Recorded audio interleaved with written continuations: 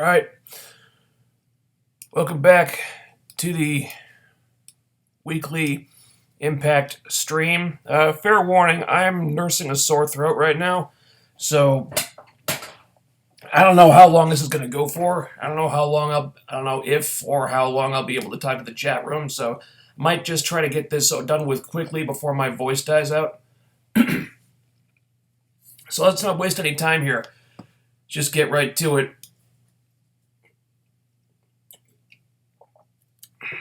Because voice hasn't been doing so good last couple of days. Anywho, so this is India. Impact is in India now. First American wrestling company to ever shoot TV in India. It's kind of a big deal.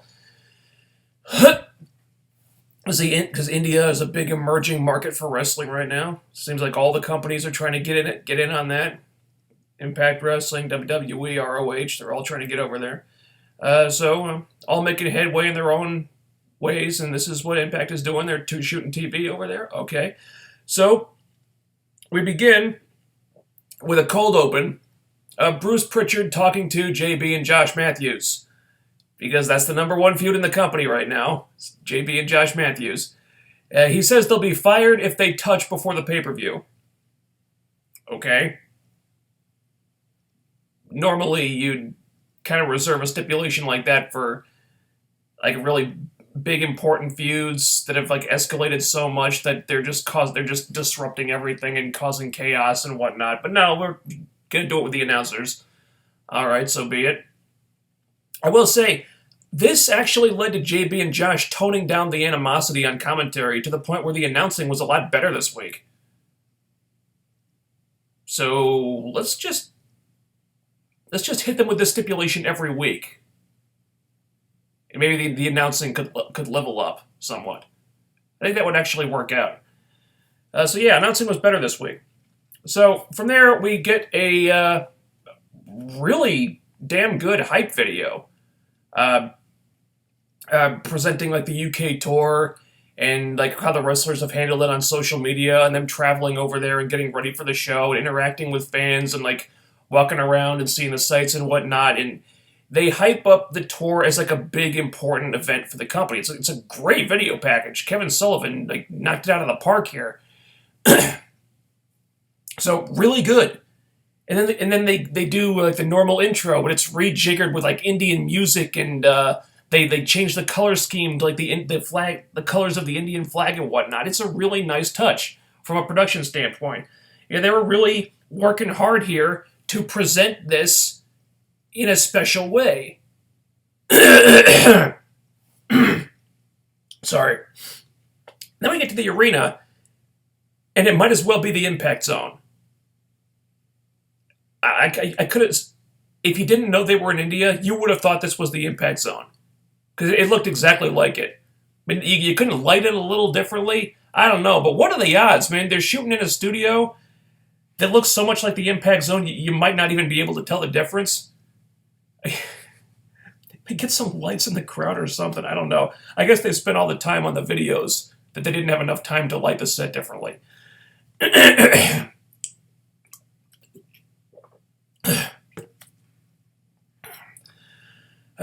Whatever, I'm guessing nitpicking now. So, we begin the show proper with an Alberto El Patron promo. He comes out, says all the usual shtick. He's been a world champion everywhere else, every other company he's been in. There's only one left, and he promises to win the world title at Slammiversary, which brings out Bobby Lashley. And Lashley is really good here. Says he's the realest wrestler in the business, and he'll go beat up Patron in the parking lot and all that stuff. And he's really good at being intimidating. He's very convincing here. Because when Lashley says he's the realest wrestler in the business, you believe him. Because he's got a great argument for that. You look at his what he's doing in MMA right now, and his recent body of work in wrestling, and he makes a great case. He's very intimidating. He's very good here. Lashley, good segment for Lashley here. Pritchard comes out, and he makes them both defend their championships tonight. Okay, fine. Nothing really out of the ordinary here. Lashley was good. but just kind of a run-of-the-mill segment just to set up some matches later on. Nothing really bad, but nothing really spectacular either. From there, we have an X Division title match with Low Ki defending his championship against Caleb Conley. Is it even bother wondering how Caleb Conley earned a title match? Probably not. I was wondering that. No real explanation. It's just a random title match. Low Ki was being kind of methodical for the first couple of minutes, and then he got an eye injury, probably a blade job there. Almost certainly a blade job, actually. So it's not a bad match. It's just kind of slow due to him being methodical and then selling the eye injury later on. Wins with the Warrior's Way in between the ropes. Conley is caught in the ropes and he does the Warrior's Way. He actually crotches himself in the process too. Pretty cool finish. So Low Ki wins. Pretty good match. Sonjay comes out at that point and says, "Hey, see you injured your eye there. How coincidental, huh? What are the odds?" And so basically Sonjay wants a title match again. And he blah, blah, blahs in Low Ki's face. "Oh, we're not kids anymore. You don't have Homicide to back you up. But we're in India, and I've got like 1.7 billion people on my back. And so give me a title match, Low Ki." And it's a pretty good promo by Sonjay standards. He's never been amazing on the mic or anything. But for Sonjay, this was a good promo. And Low Ki accepts. So we got a title match with Sonjay and Low Ki next week. Okay, here's the problem with this, all right? I get the story. It's not a bad story. The best guy who never won the X Division title, this guy who worked his whole career and never won the belt, finally getting his chance. It's a simple story, but very relatable, and it's easy to get behind Sonjay in this situation. At least it should be, but it's not. It would be if they'd done this right. Unfortunately, this story is not... It's not well crafted, and the writing is preventing us from sympathizing with this person. All right, he returns to the company after being gone for years, comes right out and says, "I want to be in the X Division title match tonight, and I want that match to be the main event." He gets his wish, despite not doing anything to earn that spot, and he loses. He spends the next month or so being bent out of shape about an injury he suffered during the match, making a bunch of weird accusations that really don't hold water about how Low Ki maybe injured him on purpose when it was clearly an accident. And then they try to use this to get people to rally behind Sonjay, and it just feels so flimsy because he kind of comes off like a whiner who's just butthurt because he lost. How long has Sonjay been doing this? He knows injuries happen in matches sometimes. What was it about that match, or Low Ki's promos and action since then for that matter, that made Sonjay or anyone else think that he did that on purpose? It really wasn't anything. So what are we basing this on? Low Ki hasn't been boasting or taunting Sonjay about it. He hasn't attacked Sonjay trying to injure the eye worse or anything like that. He's just been going about his business, defending his title, not cheating, not really acting heelish at all, not even paying Sonjay any attention unless Sonjay gets in his face first. And now here's Sonjay coming out and demanding another title match.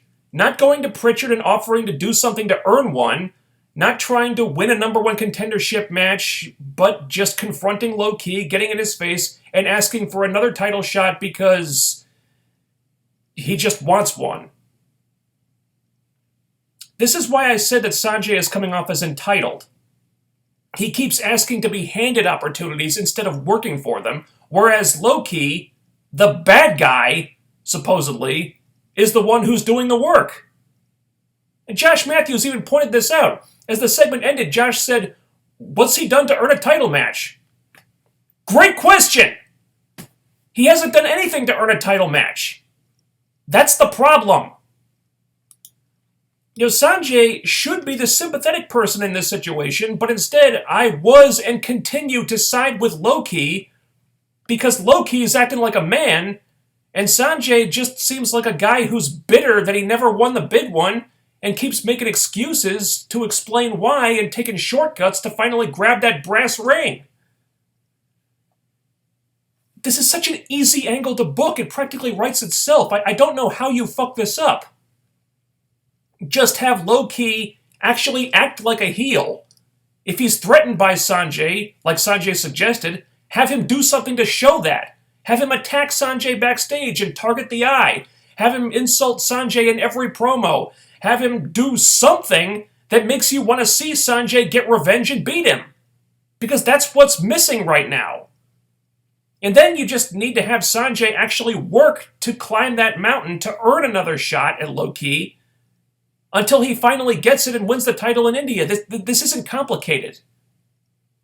Do something to make Sonjay look sympathetic and make Low-Ki look like the bad guy. It really is that easy, and they couldn't even manage that much.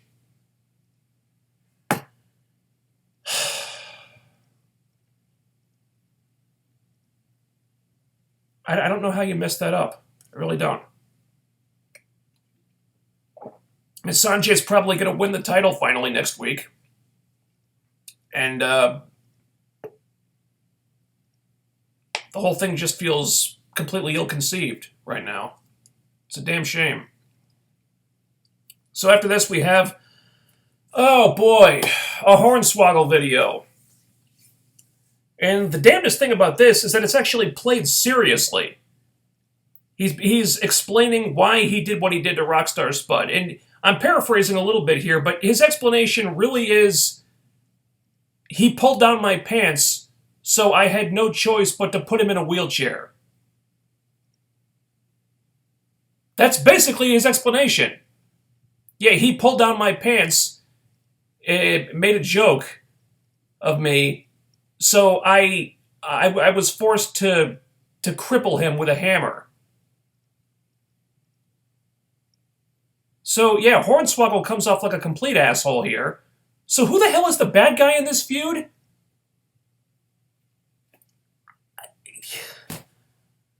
Is Hornswoggle the heel? I think he is. He seems that way, but I'm honestly not sure. Who are we supposed to sympathize with here? I guess Spud is beating up a midget, little person, excuse me. So maybe he's supposed to be the heel, but Hornswoggle's reasoning makes him look like an asshole. So who the hell knows? God, this feud is so stupid. Can we please get Rockstar Spud into something good? Write something better for this guy than a feud with a fucking little person. Fuck's sake. All right, so after this, we got another match. Davey Richards versus some local ham and egger. Micus Kumar, I think was his name. Not that it matters. Davey beats the guy quickly and easily. And I was expecting Eddie Edwards to come out at that point to do something to push that feud a little more, but no, Eddie never shows up. Which is weird. I know he was on the tour. And they are feuding right now. But no, Eddie never shows up. Davey just beats the guy and leaves. Quite frankly, the whole thing felt like filler. What was the point of this? To show that Davey Richards can beat somebody up? Yeah, we knew that. We're well aware of that. This match was completely unnecessary. Quite frankly, you could have cut the match from the show entirely and not lost a thing. Then you could have taken this time and given it to the Knockouts title match or an interview or a talking segment or something. It's something that would have been more productive and pushed a storyline of some kind. So this felt pretty pointless. Then EC3 comes out and he whips Kumar with the leather strap until James Storm shows up to run him off. So they're restarting that feud again because well, even though it seemed as if EC3 had put the Storm rivalry behind him, now he's not the number one contender anymore, not getting the World Championship match at Slammiversary, so he needs a pay-per-view match. So we got to have him do something to bring James Storm out and restart that thing again. And this just felt really artificial and lazy. Like, of all the ways to bring And to get these two face to face for a minute, wasn't there anything more interesting than this? It's like, well, we're going to have EC3 whip somebody. Well, who is he going to whip? Oh, I don't know. Well, bring out a local wrestler. Well, why is he there? I don't know. Maybe he lost a match to Davey Richards previously. It's just, a lot of unnecessary stuff going on here. You couldn't just do a promo segment and have James Storm call him out, maybe? It's not hard. The match was unnecessary, and then EC3 coming out just felt weird. It's like, why is he even doing this? Well, he's doing it because we need to bring James Storm out. But what kind of motivation is that, you know? I'm sorry, it felt like the writers half-assed this entire segment. This whole thing felt phoned in to me. So backstage, we had Eli Drake and Chris Adonis talking to Bruce Pritchard about wanting the respective title shots against Patron and Lashley. Eli Drake, if you wanted to give him a title shot, that would have been awesome. Chris Adonis, we could just move him out of there, just get him away from this situation. That would be cool. But no, they're a duo right now. And oh look, and Chris Adonis ended up getting the title shot. Huzzah! Because that's what we want to see, right? At least he ended up eating. At least this way, Adonis ended up eating the pin instead of Eli Drake. So, glass half full at least. So we had Hornswoggle chasing Rockstar Spud through the crowd, so this thing is still not done. So they're probably going to have a match at Slammiversary. Oh, God. Can we at least have Rockstar Spud win that match, please? Or do they plan on continuing this beyond Slammiversary? Ugh. God. Okay. Next, we had something that was genuinely good here. The video package, Joseph Park training JB for their tag match with Josh Matthews and Scott Steiner at the pay-per-view. Ugh.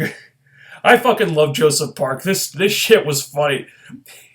Of course, he's a bigger guy, so he's pretty grounded, so JB is going to have to handle the high-flying in their match, so he's going to teach JB to wrestle like an X Division star, going to teach JB to do all those fancy dives and everything, which involves JB jumping into a pool. Just pretend the pool is Josh Matthews, JB.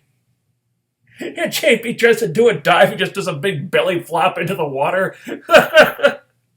This was funny shit.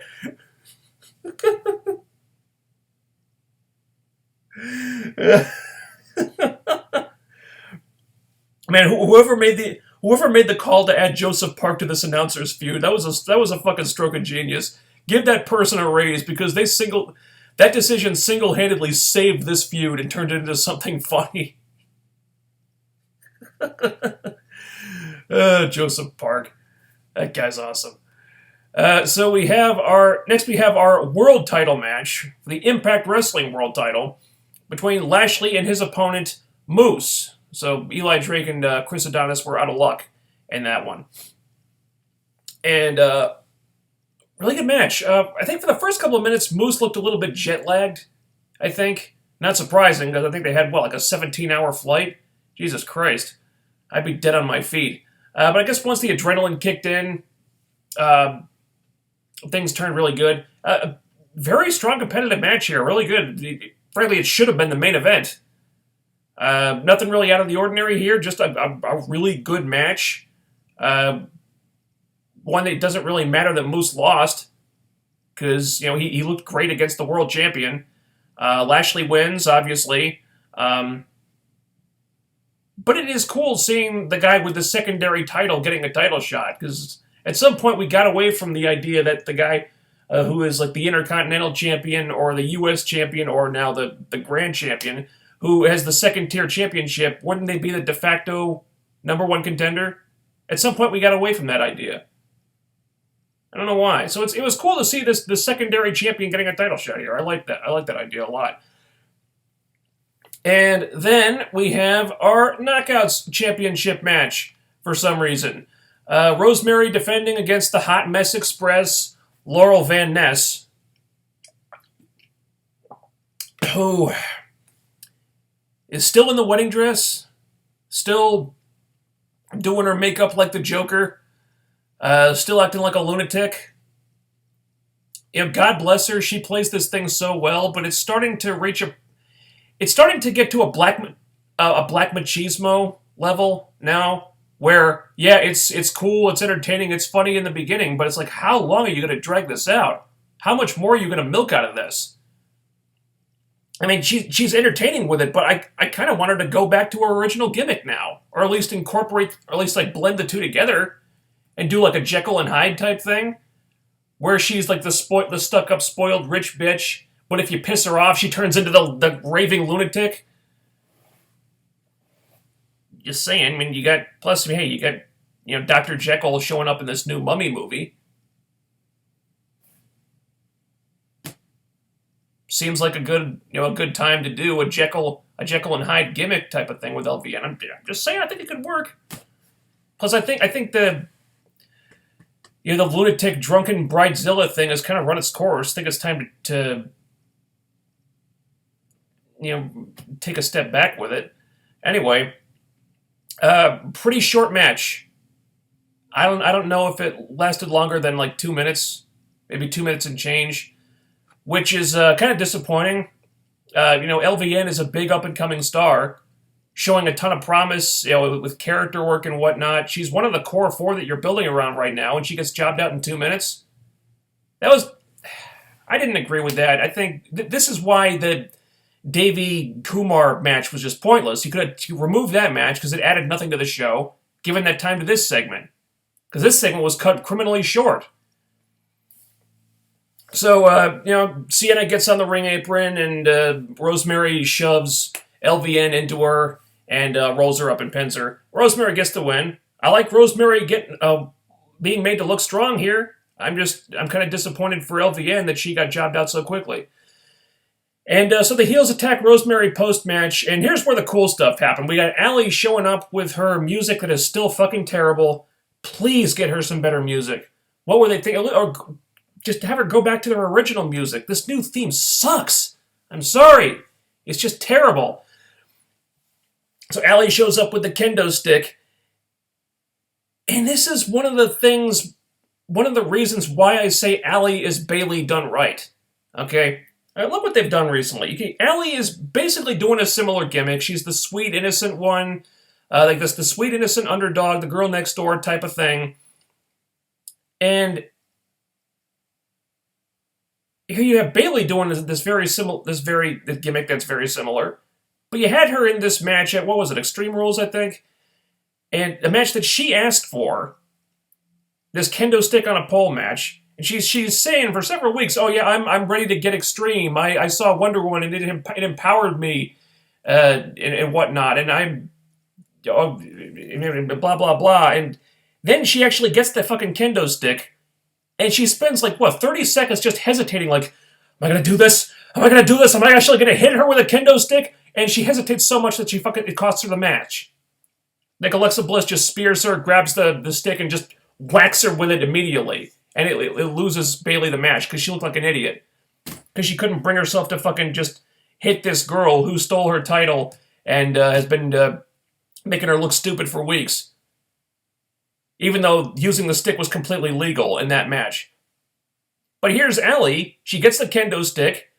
She runs out to help this girl who helped her to attack the women who've been making her life miserable, and she doesn't hesitate. She just hits them with the stick. Because she has the motivation to do it. And the fans reacted. Fans loved it. Okay, and then, it's the 2-on-1, so they get the better of Allie, and they start beating her down, and then Rosemary grabs a stick, and she runs them off, and it's Allie and Rosemary in the ring together, and, they have a moment there where there's a sign of developing trust there. Rosemary just drops the stick, bows, and it's like, oh, okay, and Allie still doesn't really know what to make of her, but there's a growing trust between them, and it's cool. It's done well. I'm digging the hell out of this storyline right now. I love this interaction between Allie and Rosemary. I can't get enough of it. I want to see more of this. It sucks that the segment was cut short, but I think this little interaction here, this is what saved it. So, backstage, we got Big KM talking to Pritchard. He wants a title shot at Patron later on because he's undefeated, because he's the number one contender. And Pritchard, that bastard, has the audacity to call KM a liar, saying that he's not undefeated, that he's not the number one contender. You got some nerve, mister. So anyway, we go on to our main event of the evening for the GFW World Title. Alberto El Patron defending against Chris Adonis. Because when you have Lashley versus Moose on the card, naturally you want to put fucking Chris Masters in the main event. Because that makes sense, somehow.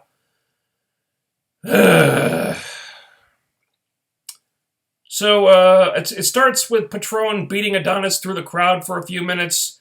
And then at some point, Adonis put the full Nelson on Patron through the ropes.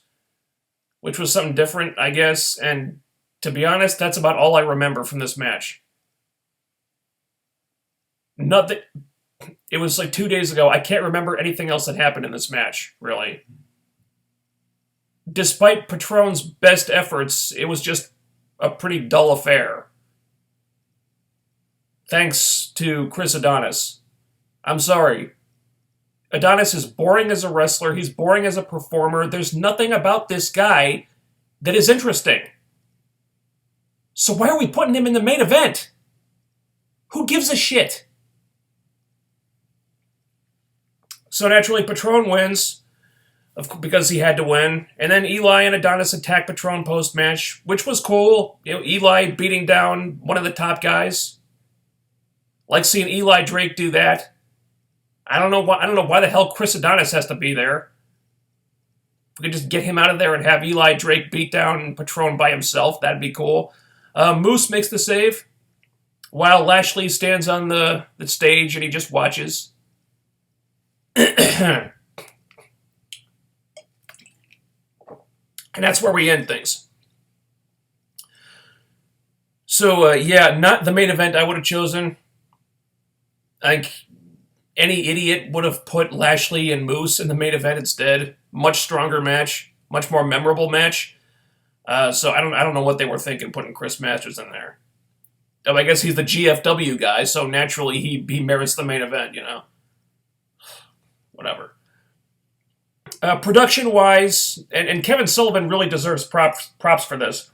The company really made a big effort to present the India tour as a special occasion. That is a really big deal for the company. Video packages. They changed the color scheme of the intro and remixed the music to sound Indian. They got the local dude to be the ring announcer. You know, they highlighted the Indian performers on the roster. They had that big video package for Mahabali Shera, showing him interacting with the Indian fans, and actually you're getting the star treatment from those people, and talking about how it's a big deal to be, an Indian star for this American company, and they really pulled out all the stops, short of making the arena look different, unfortunately, to make a landmark event feel and look like a landmark event. And I think they succeeded. So well done on that. Where the show dropped the ball, in my opinion, was creative. Quite frankly, the booking and writing on most of this show was just plain lazy.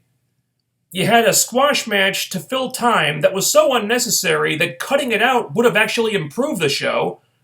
In your X Division title feud, you have the Indian guy in India coming off more heelish than the dude who's supposed to be the heel.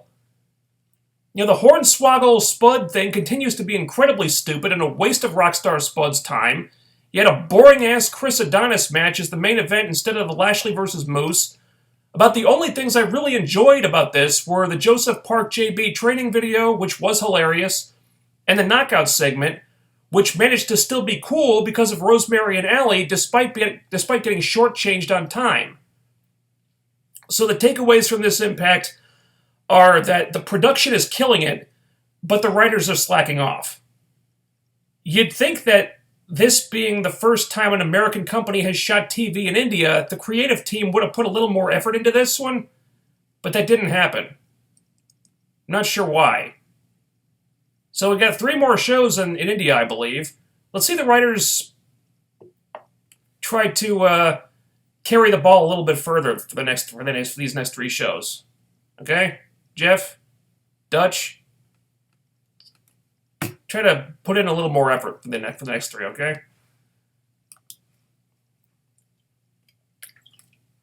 All right. My throat's not so good, so let's spend a few minutes in the chat room and then try to wrap this up. With how many people that are trying to get the world title right now, I think it'd be pretty easy to set up a King of the Mountain match. I really hope we get one at Slammiversary. Me too. It seems like that's not where they're going. I'm not sure why. I think it's a perfect setup for a King of the Mountain. Plus, they've got a lot of other stuff going on. Apparently, they're going to do some type of match with a bunch of football players. I don't know what that's about, but it seems like they're going to have a pretty full card for Slammiversary. So why not do a King of the Mountain? We haven't done a King of the Mountain at Slammiversary in a long time. At the very least, if you're not going to do one with the top dudes, do one with the knockouts. I suggested this on the HeelCast. I just want to see a King of the Mountain match. Do it with the knockouts. Do Queen of the Mountain. You got this feud going on with your 4 top girls right now. You got Rosemary, Allie, Sienna, LVN. You could put Diamante in there. Maybe add like an MJ Jenkins as a wild card. That would be a pretty damn good match, I think. Do it with the knockouts. Do Queen of the Mountain. Why the hell not?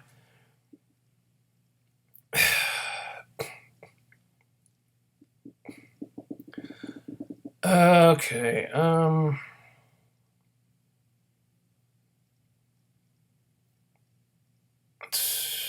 Where did Matt Morgan disappear to? Like, I really like Matt Morgan. Kind of not surprised with them not doing anything with him right now with TNA's past track record with him. Yeah, I don't know where Morgan disappeared to. Maybe he's he's just a part timer, because I think he kept his day job. Maybe he didn't intend to come back full time. I don't know. It is kind of weird that he just disappeared, isn't it? Of course, they do have a pretty loaded roster right now, so they can't feature everybody all the time.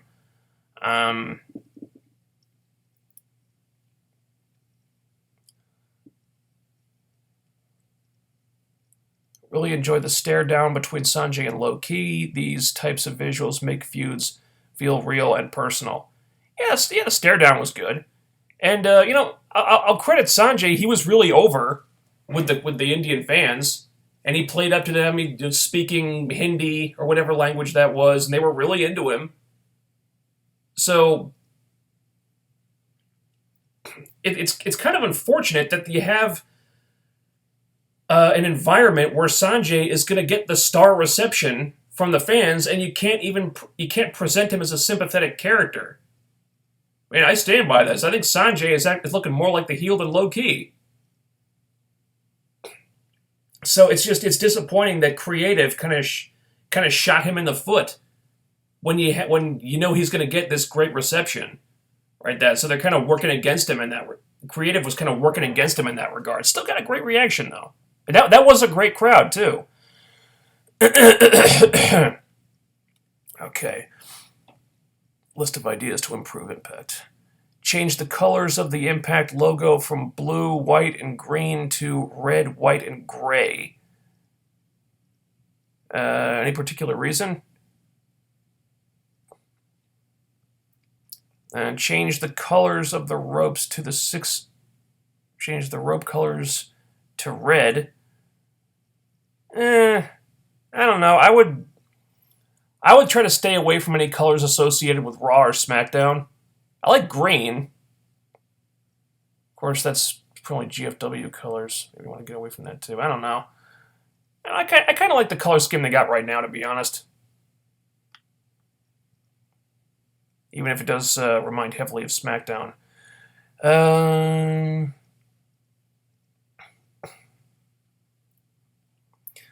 Sienna has been overrated. I was told she's a great wrestler and talker. From seeing her in Impact for months now, she is terrible in the ring and horrendous on the mic. What is so good about her? I don't know. I think you're being really hard on her. Maybe that's going to come down to personal preference. I don't know what your problem is with her. I think her promos are great. I think they're very entertaining. And where was I? I had to read the